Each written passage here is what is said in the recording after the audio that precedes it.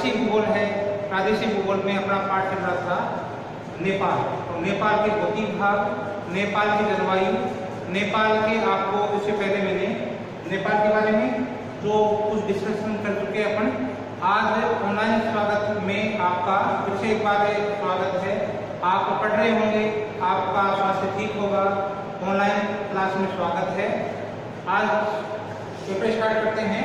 Paper start करने से पहले आपका जो प्रादेशिक भूगोल है, प्रादेशिक भूगोल में नेपाल की प्राकृतिक वनस्पति, नेपाल की प्राकृतिक वनस्पति है। इसमें नेपाल की जो जलवायु है उसमें परिवर्तन के साथ साथ जो प्राकृतिक वनस्पति है उसमें भी परिवर्तन स्वाभाविक है। इसमें यदि जलवायु में परिवर्तन होगा तो वनस्पति में भी परिवर्तन होगा। नेपाल की जलवायु है वो परिवर्तनशील है, और परिवर्तनशील है तो वहां की वनस्पति भी क्या है, स्वाभाविक रूप से परिवर्तनशील है।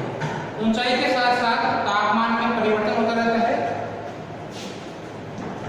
ऊंचाई के साथ तापमान में परिवर्तन होता रहता है। नेपाल का जो 39% भाग है वो वन्य है।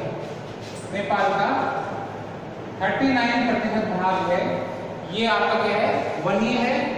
पर्वतीय ढालों पर लगभग 1500 मीटर की ऊंचाई पर चौड़ी पत्ती वाले सदाबहार वन पाए जाते हैं। नेपाल की जो वनस्पति है या प्राकृतिक वनस्पति है उसको मुख्य रूप से अपन 4 भागों में बांटते हैं। या नेपाल की प्राकृतिक वनस्पति है वो 4 प्रकार की मुख्य रूप से देखने को मिलती है। पहले आपकी वनस्पति है उष्णकटिबंधीय सदाबहार वन, दूसरी आपकी है पतझड़ मानसूनी वन, तीसरा है सदाबहार कोणधारी वन, और चौथा है अल्पाइन वन। इस प्रकार से जो नेपाल की वनस्पति है उसको मुख्य रूप से 4 भागों में बांट दिया अपन ने। 4 पार्ट कर दिए इसके नेपाल की वनस्पति के, उष्णकटिबंधीय सदाबहार वन, मानसूनी वन पतझड़ वाले, सदाबहार कोणधारी वन और अल्पाइन वन। जो पर्वतीय ढाल है उन पर लगभग 1500 मीटर की ऊंचाई पर चौड़ी पत्ती वाले सदाबहार और पतझड़ वन पाए जाते हैं। 1500 मीटर की ऊंचाई पर जो आपके सदाबहार वन और पतझड़ मानसूनी वन पाए जाते हैं। ऊंचाई क्या है, पर्वतीय ढाल है, पर्वतीय ढालों पर 1500 मीटर से आपके ऊंचाई पर चौड़ी पत्ती वाले सदाबहार वन और पतझड़ वन पाए जाते हैं। चौड़ी पत्ती वाले कौन से वन आपके, ये तो आपके सदाबहार वन है, एक आपके पतझड़ वाले वन है। इनमें से मुख्य रूप से जो ये चौड़ी पत्ती वाले वन है, इन वनों में जो आपके मुख्य रूप से जो वन है वो आपके कौन से हैं, साल वन, साल वृक्ष मुख्य रूप से पाए जाते हैं। चौड़ी पत्ती वाले में साल वृक्ष हैं जो बहुत उपयोगी वृक्ष माने जाते हैं। इनकी लकड़ी होती है वो बहुतायत रूप में पाई जाती है, उपयोगी लगती है। जो साल वृक्ष पाए जाते हैं ये बहुतायत में पाए जाते हैं। साल वन, ये साल वृक्ष के वन। 1500 से 2700 मीटर तक सदाबहार ओक वन पाए जाते हैं। 1500 से 2700 मीटर की ऊंचाई पर जो वन पाए जाते हैं वो है ओक वन, ओक वृक्ष। ये भी बहुतायत में पाए जाते हैं। 1500 मीटर से 2700 मीटर के ऊंचाई तक सदाबहार ओक वृक्ष मिलते हैं, प्रमुखता से मिलते हैं।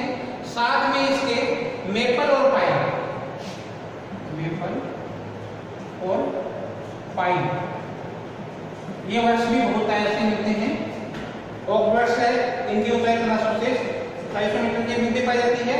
ओक वन है, ओक वन के अलावा मेपल और आपके पाइन वृक्ष है, इनकी भी बहुतायत से मिलते हैं। इन वृक्षों के अलावा यदि बात करें अपन 2700 मीटर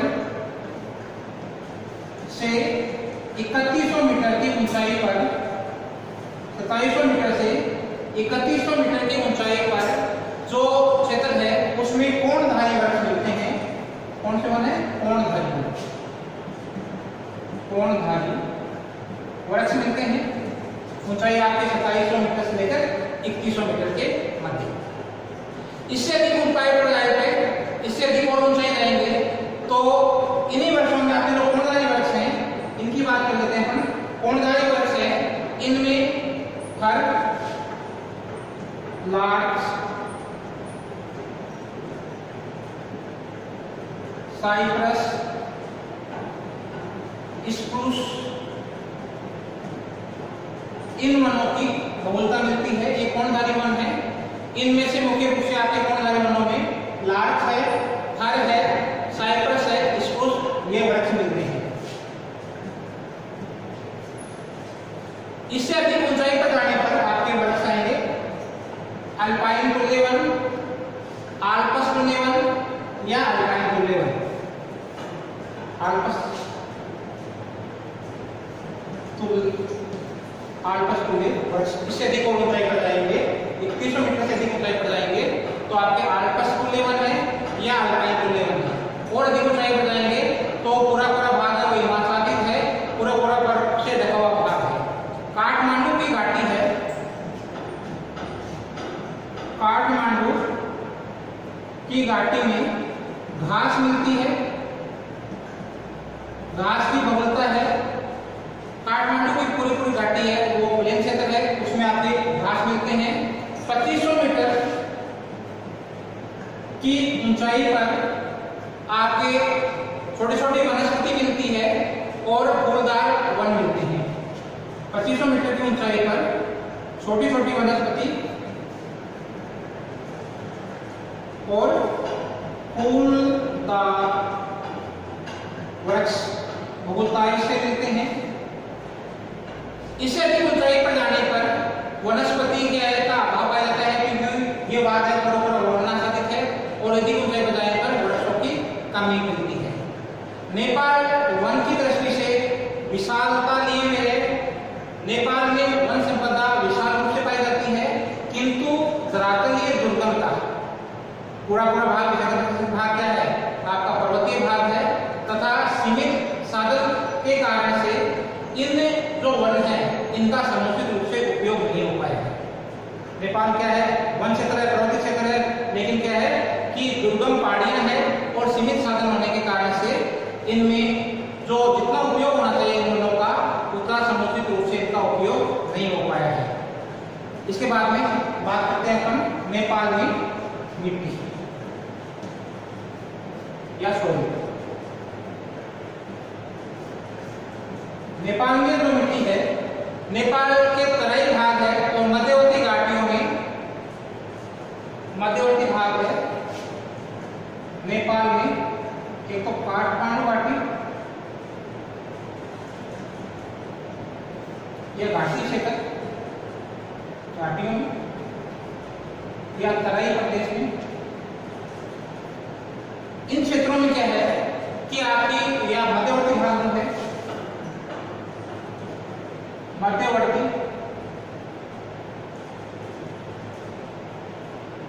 मध्यवर्ती भाग में आपके जो मुख्य रूप से जो उपजाऊ मिट्टी पाई जाती है, पूरा क्षेत्र क्या है? उपजाऊ मिट्टी है। और यहाँ पर मुख्य रूप से आपकी मिट्टी पाई जाएगी दोमट मिट्टी है, चिका मिट्टी है, जलोढ़ मिट्टी मुख्य रूप से पाई जाती है।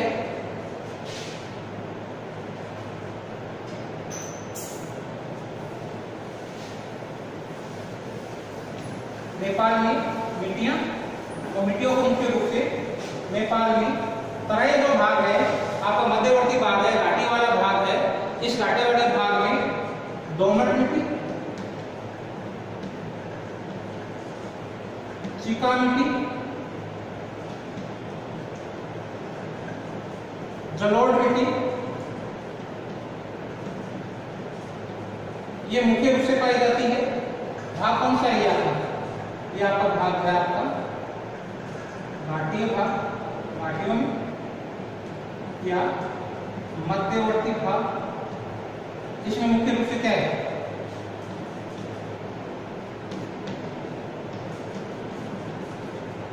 दोमट मिट्टी है, चिकना मिट्टी है, जलोढ़ मिट्टी है, मुख्य रूप से पाई जाती है। जो आपका नेपाल का तराई वाला भाग है, तराई वाला इसमें दोमट मिट्टी है, चिकना मिट्टी है, जलोढ़ मिट्टी मुख्य रूप से पाई जाती है। काठमांडू घाटी पे भी काठमांडू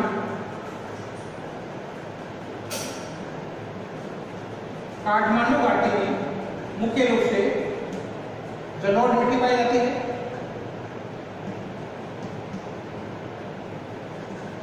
ये काठमांडू घाटी आपकी है, ये उपजाऊ मिट्टी वाला है और उपजाऊ जलोढ़ मिट्टी पाई जाती है इस क्षेत्र में।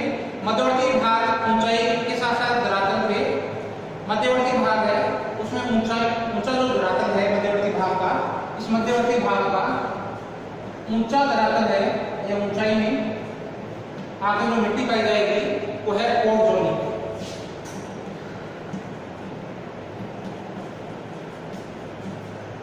मध्यवर्ती भाग की ऊंचाई में पोर्टोलिक मिट्टी पाई जाती है, जिसमें ढलानों के द्वारा जो नीचे वाला भाग है उनमें ये मिट्टी मुख्य रूप से पाई जाती है। इस मिट्टी का बाहुल्य है, जो मिट्टी है आपकी पर्वतीय सतह है उसके ढालों पर,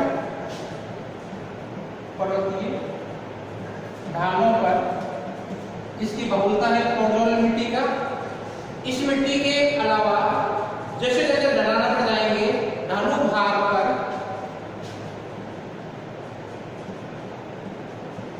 भागों में आपकी मिट्टी पाई जाती है लेटेराइट। लेटेराइट मिट्टी भी मुख्य रूप से पाई जाती है। जो मिट्टी पाई जाती है ढालू भाग होने के कारण से, नेपाल का पर्वतीय भाग है और पर्वतीय भाग होने के कारण से ढालू भाग है और ढालू भाग होने से मृदा की नेपाल में मृदा की अपरदन की समस्या बनी है। अगला अपना पॉइंट है कृषि। नेपाल की जो कृषि है, कृषि नेपाल के जीवन का आधार है। कृषि जीवन का आधार है, राष्ट्रीय आय का प्रमुख स्रोत है। राष्ट्रीय आय का प्रमुख स्रोत क्या है? कृषि है। यहां जो कृषि के अंतर्गत क्षेत्रगत है, नेपाल के कुल भूभाग का 19% भाग है वो कृषि के अंतर्गत है। नेपाल की कार्यशील जनसंख्या का 93% भाग कार्यशील जनसंख्या का 93% भाग है ये कृषि के अंतर्गत संलग्न है। यद्यपि नेपाल में कृषि क्षेत्र सीमित है, उच्चावच की अत्यधिक असमानता, उच्चावच की अत्यधिक असमानता,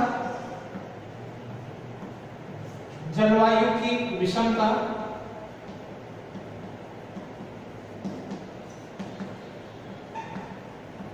पर्वतीय भाग है, तापमान कम बेशी रहता है, तापमान में गिरावट आती रहती है।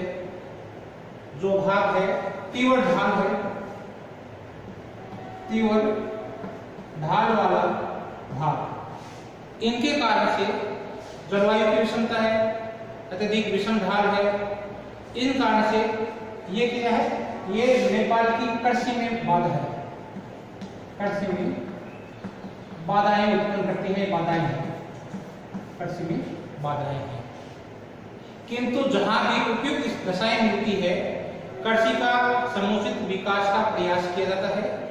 जहां भी जितना भी भाग मिलता है, जहां जितनी भी दशाएं उनको उपयुक्त मिलती है, कृषि का विकास समुचित ढंग से करने का प्रयास किया जाता है। यहाँ का प्रमुख कृषि क्षेत्र है वो काठमांडू की घाटी, अन्य घाटियां नदी घाटियां हैं। इनका प्रमुख क्षेत्र कौन सा है? एक तो है काठमांडू घाटी तथा अन्य घाटियां, घाटी क्षेत्र। ये कृषि का मुख्य क्षेत्र, कृषि का क्षेत्र क्या है? काठमांडू घाटी है तथा अन्य घाटी क्षेत्र है। नेपाल के क्षेत्र के अंतर्गत जो मुख्य फसलें पैदा की जाती है उन फसलों में चावल मुख्य फसल है, चावल की खेती की जाती है, जो है मक्का है, जो की खेती की जाती है, मक्का की खेती की जाती है, गेहूं की खेती की जाती है, गेहूं, तंबाकू मुख्य फसलें हैं यहाँ की, चावल, मक्का, जौ, गेहूं, तंबाकू, आलू यहाँ की मुख्य फसलें हैं। नेपाल में सिंचाई का विस्तार कर जो पश्चिमी तराई वाला भाग है, ये पूरा भाग क्या है, ये पूरा भाग है, ये तराई प्रदेश कहलाता है। और इसका ये पश्चिमी तराई वाला भाग है, ये वाला भाग है, ये तराई वाला भाग है। इसमें मुख्य रूप से आपकी फसलें पैदा की जाती है और कपास की पैदा की जाती है। इस पश्चिमी भाग है, ये पश्चिमी तराई वाला क्षेत्र है, यहाँ पश्चिमी तराई वाले भाग में कपास मुख्य फसल के रूप में पैदा की जाती है। कपास की फसल ली जाती है, कपास की फसल का उत्पादन प्रारंभ किया गया है। यहाँ जो मुख्य फसल है उन मुख्य फसलों में चावल,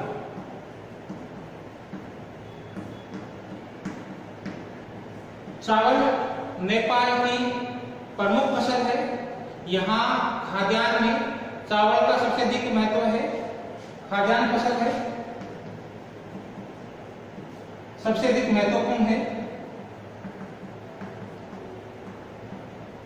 सबसे अधिक महत्व दिया जाता है, सबसे महत्वपूर्ण फसल है, खाद्यान्न फसल है। इसकी खेती है वो तराई प्रदेश में, तराई प्रदेश, नदी घाटियों में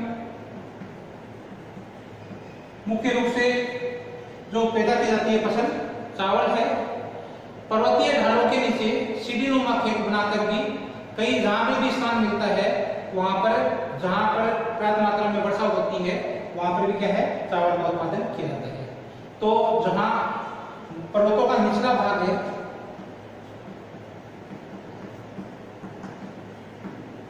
पर्वतों का निचला भाग जहां सीढ़ीनुमा खेती की जाती है, सीढ़ियादार खेत बनाकर और वहां पर चावल की पैदा की जाती है। चावल में जो जहां वर्षा की मात्रा पर्याप्त होती है, वर्षा की मात्रा जहां पर्याप्त होती है वहां पर क्या है, सीढ़ीनुमा खेती की जाती है। ये आपका मुख्य रूप से तराई वाला भाग है, पश्चिम तराई वाला भाग है, चावल के लिए काफी महत्व रखता है, कपास के लिए भी महत्व रखता है तराई वाला क्षेत्र। ये पूरा बेल्ट है, नीचे वाला बेल्ट है, ये तराई प्रदेश है और यहाँ पर चावल है आपका और कपास मुख्य रूप से पैदा किया जाता है। जहाँ पर भी तराई क्षेत्र है, नदी घाटियों क्षेत्र है, पर्वतीय ढाल है, सीढ़ीनुमा खेत वहां पर बनाए जाते हैं और वहां पर जहाँ पर बरसात की मात्रा पर्याप्त होती है वहां पर क्या किया जाता है, चावल पैदा किया जाता है। दूसरी मुख्य फसल है मक्का, दूसरी कौन सी फसल है, मक्का। मक्का पर्वतीय ढालों पर उत्पादित की जाती है, कहाँ की जाती है, पर्वतीय ढालों पर क्या किया जाता है, मक्का का उत्पादन किया जाता है। जूट, तीसरी फसल मुख्य रूप से क्या है, जूट। नेपाल में जो कोसी का पूर्वी भाग है वहां जूट का उत्पादन किया जाता है। तीन नदी बताई थी कल आपको, कर्णाली नदी, गंडक नदी, कोसी नदी।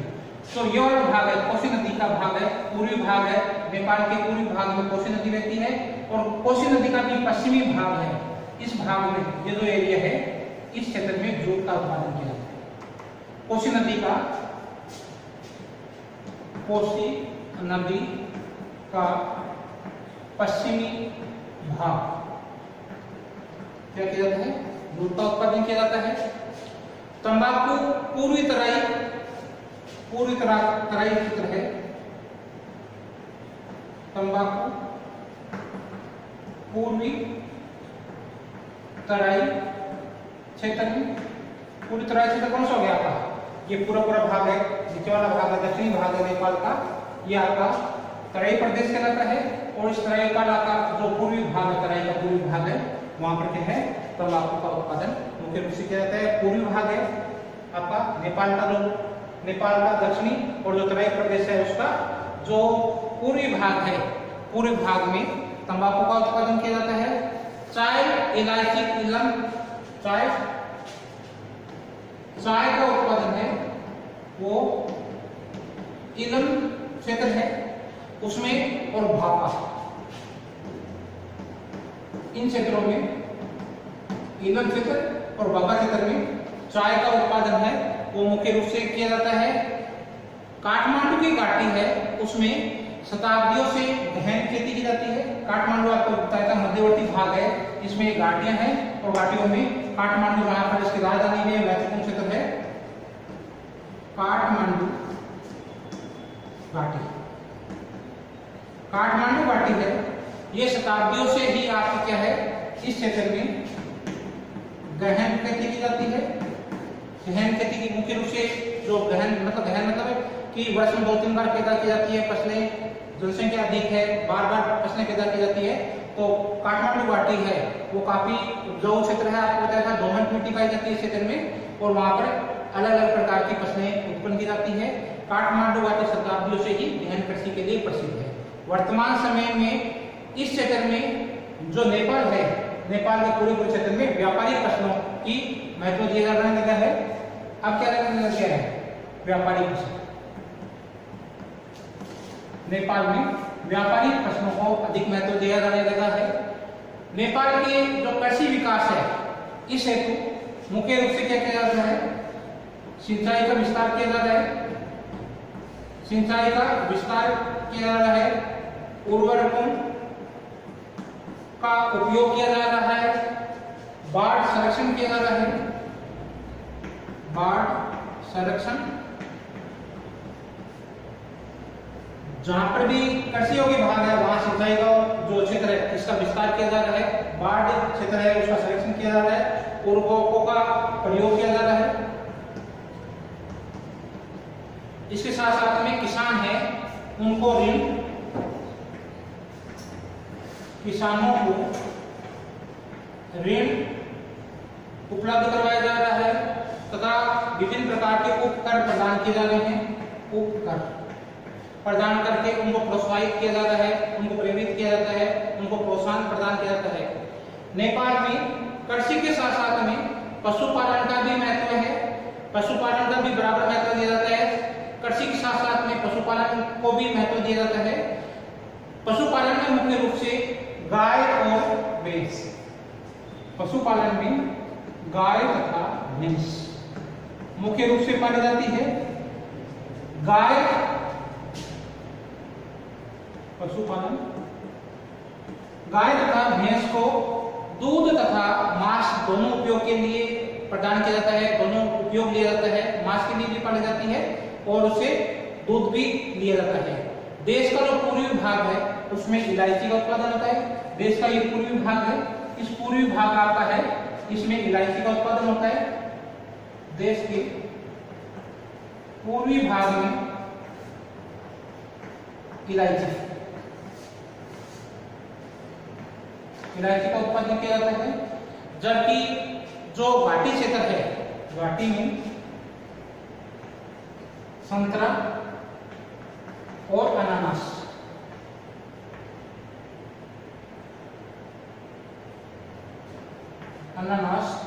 इसका मुख्य रूप से उत्पादन किया जाता है।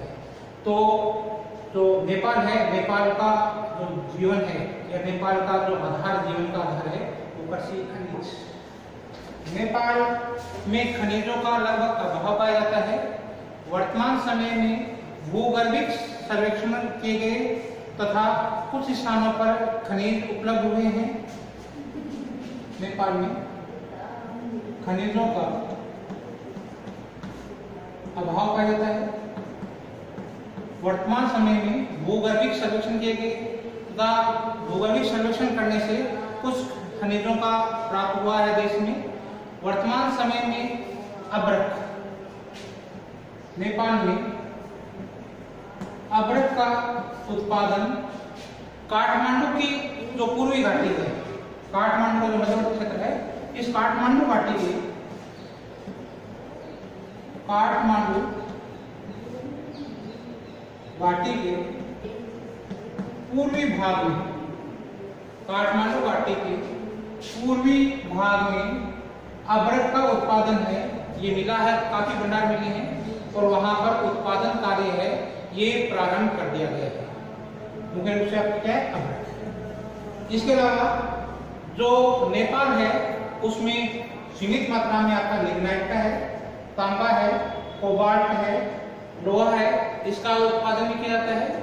लिग्नाइट का उत्पादन है वो देश के तराई वाले भाग में लिग्नाइट का उत्पादन, लिग्नाइट का उत्पादन तराई वाले भाग है, तराई भाग में किया जाता है तथा इसकी मात्रा कम है। इसके अलावा जो पूर्वी भाग है आपका, इसमें भी कुछ मात्रा में क्या है, लिग्नाइट का उत्पादन किया जाता है। फूल चौकी नेपाल में ही, फूल चौकी स्थान का नाम है, फूल चौकी नारायणगंज, नारायणगंज तथा छात्र ज्ञान छात्र, आपका ज्ञान छात्र, इन स्थानों पर भी क्या है आपके लोहा भंडार, लोहा भंडार मिला है, लोहे का उत्पादन किया जाता है। नेपाल में खनिजों का लगभग अभाव सा पाया जाता है, ज्यादा खनिज नहीं पाए जाते हैं। नेपाल चूंकि पर्वतीय क्षेत्र है, नेपाल के में जल विद्युत का विकास है, जल विद्युत, इसका विकास की काफी संभावनाएं हैं। नेपाल में जल विद्युत के उत्पादन की काफी संभावनाएं हैं, अत्यधिक उत्पादन किया जाता है। इस दिशा में प्रयास किए जा रहे हैं, इस दिशा में प्रयास किए जा रहे हैं। नेपाल में जो अंतर्राष्ट्रीय सहयोग है उससे भी दो वृहद योजनाएं हैं, अंतर्राष्ट्रीय